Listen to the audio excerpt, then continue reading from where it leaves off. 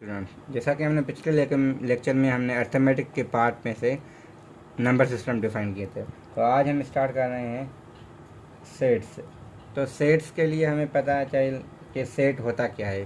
तो सेट की डेफिनेशन है अ कलेक्शन, ठीक है, हमने कलेक्शन ले ली, of well defined and distinct objects. अब ये जो है ना चीज़ें, डिस्टिंक्ट ऑब्जेक्ट्स और वेल डिफाइंड, ये दोनों इंपॉर्टेंट चीज़ें हैं। कुछ को समझ आता है, कुछ को नहीं आता कि इसका मतलब है क्या। तो हम कहते हैं कलेक्शन तो हमने ले लिया। अब मैंने सवाल एग्जांपल की तरह मैं ले रहा हूँ कलेक्शन ऑफ बॉयज़। अब बॉयज़ तो मैंने ले लिया, अब कौन से किस एज के नहीं पता, किस किस क्लास के हैं, किस शहर के हैं, किस मुल्क के हैं, ये कुछ भी नहीं पता, सिर्फ हमें पता है बॉयज़।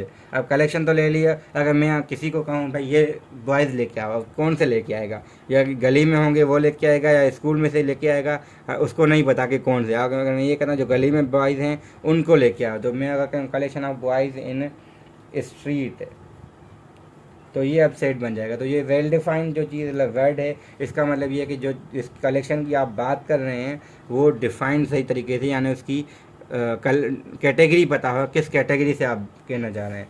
फिर जो हम दूसरा हम कहते हैं डिस्टिंक्ट। अब डिस्टिंक्ट का मतलब ये है कि अगर मैं कलेक्शन लेता हूँ ऑफ कलेक्शन ऑफ लेटर्स, किसके लेटर्स? Of word book. अब बुक में तो हमारे पास ये लेटर्स आते हैं। मैंने अगर कलेक्शन ली है BOOK, तो कलेक्शन में तो ये चारों आ गए।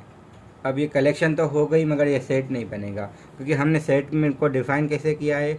वेल डिफाइन तो हो मगर डिस्टिंक्ट हो। यहाँ पे वेल डिफाइंड है, ठीक है, आपने बता दिए कि लेटर्स हों किसके, इस वर्ड के, बुक के, मगर वो जो आपने कलेक्शन ली है वो तो डिस्टिंक्ट ली नहीं है। तो आपका ये कलेक्शन तो है मगर ये सेट नहीं है। तो सेट आपका कब बनेगा? तो जब ये आप यहाँ से एक चीज़ निकालेंगे, यानी डिस्टिंक्टनेस हो, यानी मुख्तलिफ चीज़ें हों आपकी, अलग अलग हो। जब एक जैसी चीज़ें आ जाती हैं तो उसको हम सेट नहीं कहते हैं।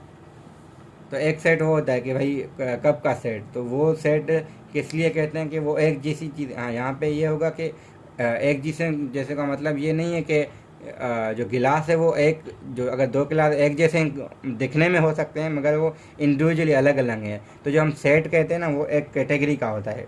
तो हम ये भी है कि अगर मैं कलेक्शन ऑफ लेटर्स कहा है मैंने, अब लेटर्स कहे हैं, ऐसे नहीं कि मैंने यहाँ पे लेटर भी रखा और वर्ड भी रख दिया, बुक लिखा और एक बुक मतलब BOK भी रखा और बुक पूरा का पूरा रखा, तो ये गलत होगा। क्योंकि जब जिस कलेक्शन की, जब हम सेट किसको कहते हैं, एक तो कलेक्शन हो, वेल डिफाइन और डिस्टिंग हो।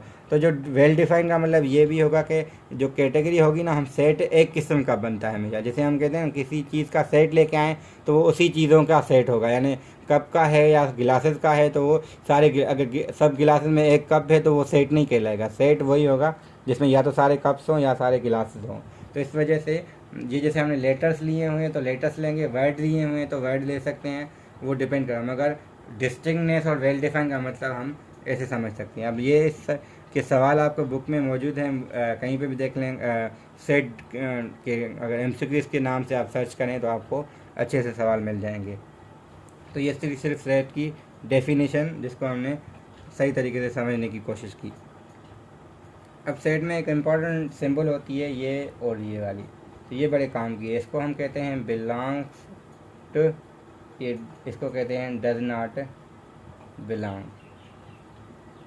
यानी अगर कोई सेट हमें दिया गया है 1 2 3 4, तो हम कहेंगे कि अगर 3 की नाम हम 3 ले रहे हैं, 5 ले रहे हैं, 2 ले रहे हैं, तो 3 देखेंगे क्या इसमें है, तो है तो हम ये सिंबल देंगे, अगर नहीं है तो फिर ये देंगे, अगर 2 है फिर अगेन ये देंगे।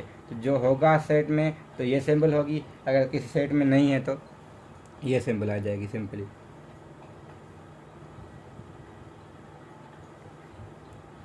तो ये जो सिंबल है ये काम की भी है, क्योंकि हम आगे जो डिफ़ाइन करते हैं वो इसी सिंबल पे डिफ़ाइन करते हैं चीज़ें। दूसरी हमारी जो, यानी मैं सिंबल्स की बात कर रहा था, वैसे लिखी सिंबल्स जो हमारी यूज़ होंगी इस सेट्स में भी और मैथ्स में भी। तो ये हमने देख ली, इसको भी हम देख ली। अब हमारे पास है ये, तो इसको हम बिलोंग्स टू कह रहे हैं, इसको डज नॉट बिलोंग्स टू कह रहे हैं।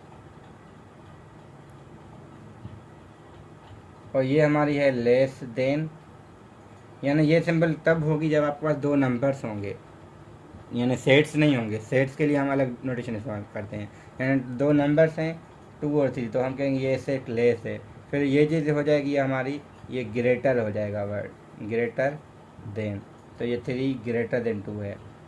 फिर हम less than or equal, greater than or equal का मतलब क्या है, ये लेस, ये ग्रेटर, ये आर इक्वल, मैं इन दोनों में से साथ में लगा रहा हूँ क्योंकि इसका मतलब है कि 2 से कम, मगर 2 से अगर मैंने कहा x हो 3 या 3 से कम हो तो 3 खुद भी हो सकता है, 3 से छोटे नंबर भी हो सकते हैं। तो इसका मतलब ये होता है, ये जो ये सिंबल असल में ये है कि लेस और इक्वल, तो हम जैसे पढ़ते हैं ना वही चीज़ है। इसको नोटेशन सिर्फ हमने ऐसे दी हुई है, इसको हमने लिखा है, ये लेस जो है लेस और इक्वल था, हमने इसको एक में मिला के ऐसे लिखा हुआ है। बाकी जो हमारे पास सिंबल्स हैं इसमें जो आएंगी वो एक ये होगी कि इसको ऐसे भी लिखते हैं हम या ऐसे भी लिखते हैं, इसको हम कहते हैं सच दैट,